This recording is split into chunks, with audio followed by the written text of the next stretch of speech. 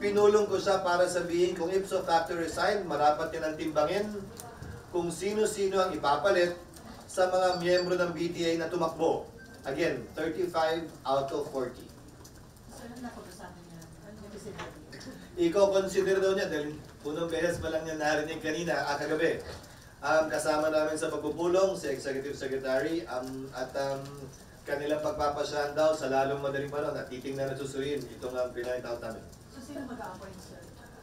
Sa ilalim, ang nag-appoint doon sa 4 na po ay si Pangulong Marcos. So, siya rin na mag-a-appoint? Siya din ang mag-appoint.